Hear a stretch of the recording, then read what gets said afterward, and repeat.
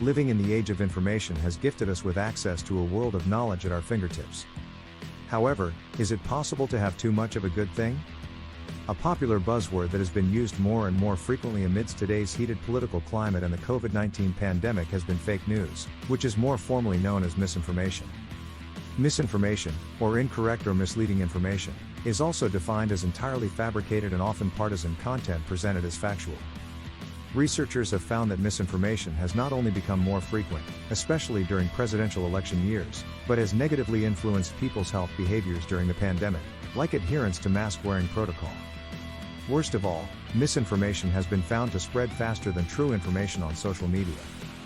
Analyzing the rise of misinformation and its effects requires a closer look at the demographics of people who spread and consume it. Older adults are disproportionately affected by fake news. According to a YouGov poll conducted in 2018, 44% of adults over 65 reported falling for fake news.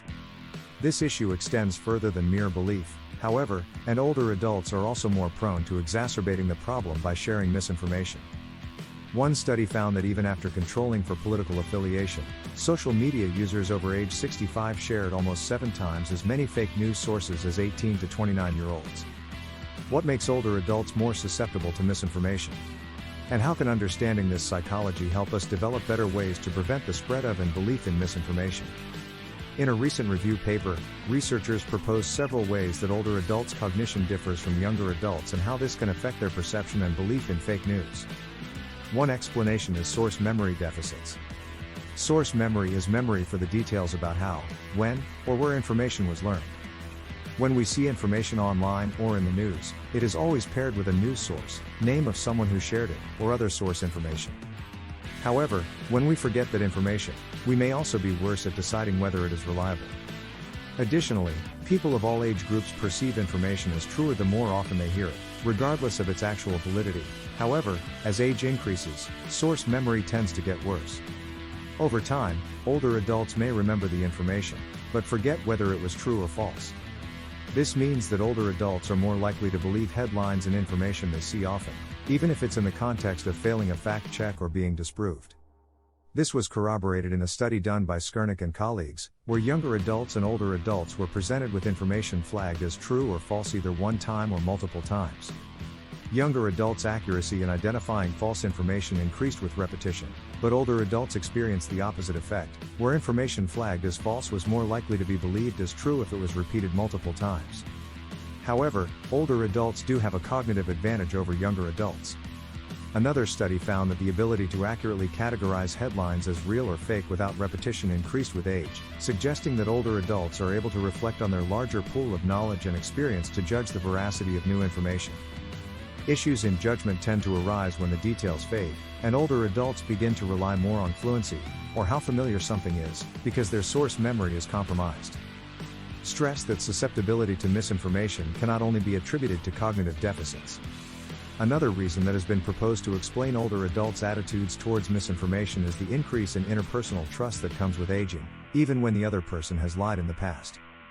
Older adults have been found to place a higher value on relationships than accuracy or accrual of information. This can lead people to unintentionally suspend their critical judgment to connect with others online, creating the perfect environment for the spread of misinformation. Additionally, this tendency of trusting others makes older adults worse at detecting when people lie to them. Several studies have determined that older adults detect fewer liars than younger adults, and their performance gets worse when judging the truthfulness of same-age peers. In terms of social media, misinformation can bypass older adults' aforementioned intuition if they view its source as truthful. So how can we use this information to improve older adults' assessment of news they see online? Guess and colleagues designed a digital media literacy intervention with these things in mind to help educate people on how to detect fake news.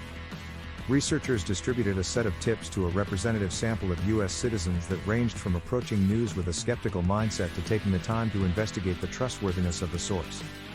These suggestions aim to bypass the cognitive tendencies outlined above, namely over-reliance on fluency or automatically trusting where the information came from.